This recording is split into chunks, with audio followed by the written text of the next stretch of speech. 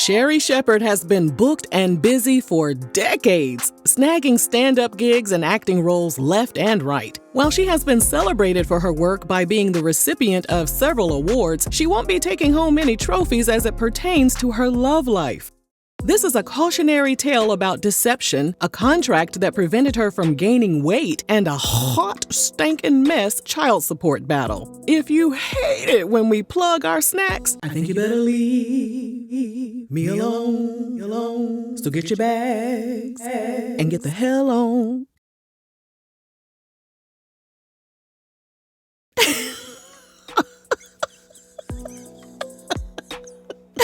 But for the rest of y'all, don't forget to scoop up something to munch on at rrgsnacks.com, our online concession stand that has an assortment of beef and bacon jerky, toasted corn nuts, and watermelon licorice. Sherri married Jeffrey Tarpley in 2001, and in 2006, she went into preterm labor with their son, Jeffrey Jr., who was born weighing 1 pound 10 ounces. She was back and forth to the neonatal intensive care unit for several months to visit their son. One day, upon returning home, she found pictures of her husband banging another woman. And get this, Sherri found out later that the woman got pregnant. Sherri said, "Woo, that'll do it. You do not have to worry about me. You do not have to worry about me." She filed for divorce, and it was finalized in 2009. Jeff was awarded $131 a month in child support, and Sherri told TMZ that despite the bad experience, she would get married again in a heartbeat. She wasted no time and moved on with a man named Lamar Sally. Sherri told D.L. Hughley that Lamar was an unemployed writer when they first met. They signed a prenup and got married in August 2011. Sherri later stated in court docs that sometime after the ceremony, Lamar wanted to add an amendment to the prenup, which included the following.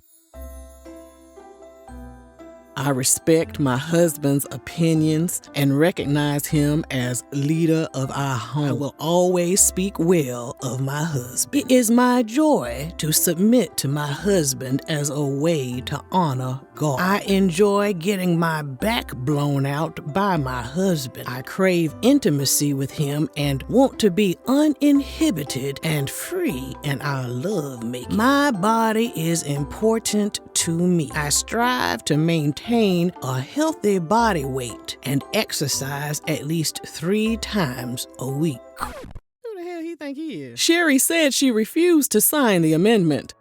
At some point, they agreed to have a child via surrogate. According to Sherri, she wasn't completely on board with the idea. She told People magazine, "My situation was a sense of I didn't state what I needed and what I wanted and what I didn't want for being scared of somebody leaving the relationship."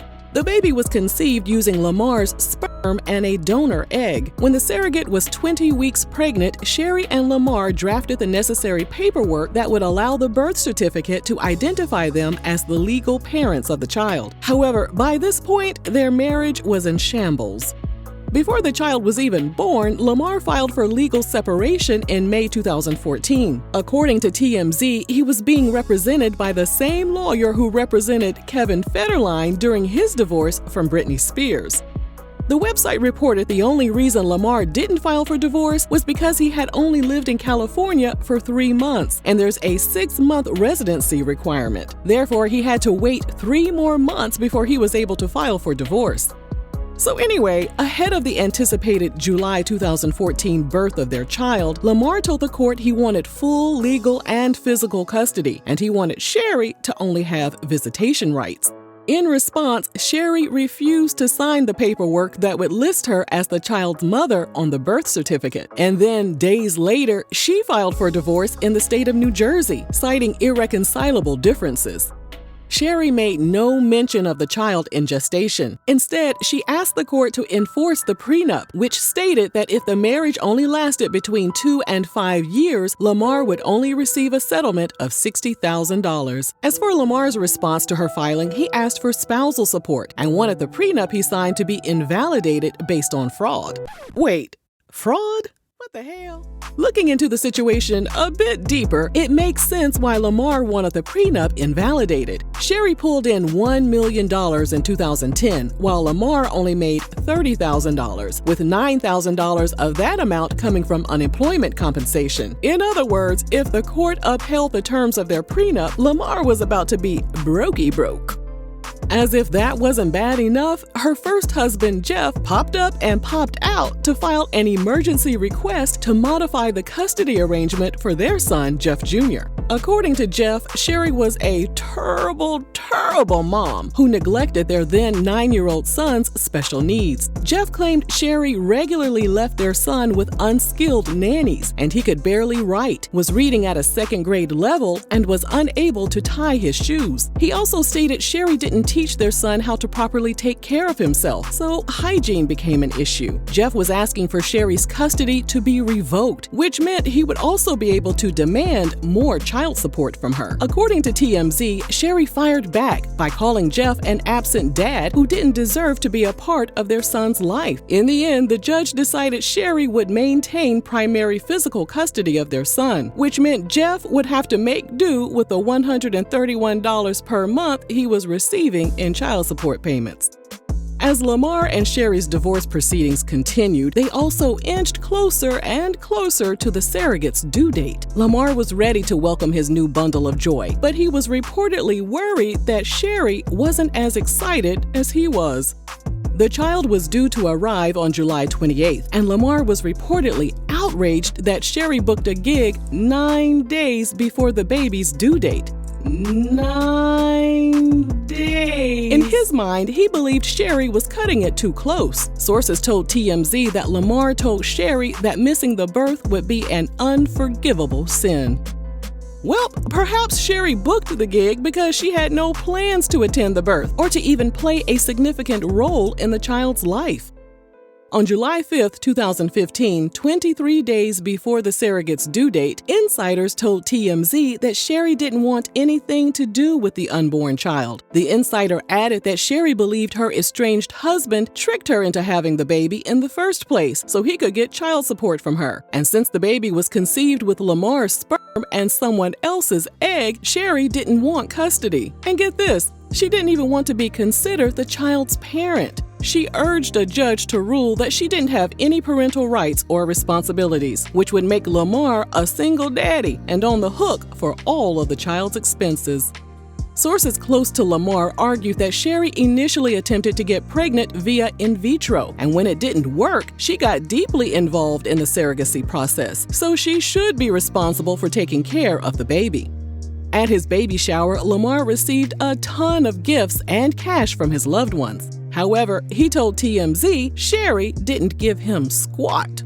The surrogate gave birth in Philadelphia in August 2014, and Lamar named the baby Lamar Jr. The poor surrogate was caught in the middle of this mess and had to file a civil lawsuit to demand that Sherri's name be listed on the birth certificate. But in the meantime, the surrogate's name was listed, and Lamar took responsibility for the child, and he and the baby flew back to California. Sherri reportedly offered Lamar a $150,000 settlement in their child custody dispute, but Lamar rejected the offer. Sherri later alluded to Lamar being a gold digger. And then came reports that he was trying to sell naked pictures of Sherri online. Lamar told TMZ the allegations were absolutely false. He added, "If Sherri would have been more sexual with me and sent me things like nude pictures, we'd still be married." Oh, well. In April 2015, a judge declared that Sherri would officially be listed as the child's mother. Her name was added to the birth certificate, and Lamar demanded she go on national TV to apologize for accusing him of being a gold digger.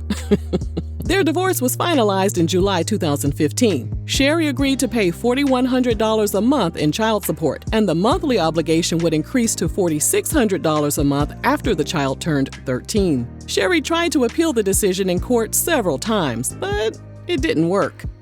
In July 2019, Sherri told D.L. Hughley that Lamar was a sorry-ass dude and that she only married him out of loneliness. Lamar clapped back by saying he was tired of Sherri bashing him. He also accused Sherri of blackballing him from getting any writing gigs. Sherri fired back by stating she would gladly help him find a gig so he can stop mooching off of her. As of this video, Sherri doesn't have a relationship with the child at all. She told the Dr. Oz show, "I've just chosen to take myself out because I think it's worse for a child with two parents not getting along. He deserves to have a mother in his life that loves his father and who's committed, so he doesn't know me." Child, not Sherri out here being a deadbeat. You know what? Never mind. Sherri has to pay child support to 2 men, and she isn't pleased about it. During a 2017 Twitter rant, she wrote that she didn't think it was fair that Lamar only worked 20 to 30 hours per week when she was working a minimum of 15 hours a day. She then accused her first husband of feeding Lamar information about her. Sherri wrote, "I picked him and accept consequences of bad choices." Phew. And that brings us to the end of this hot, stinking nightmare. If you enjoyed this video, let us know down below. And thanks for watching RRG.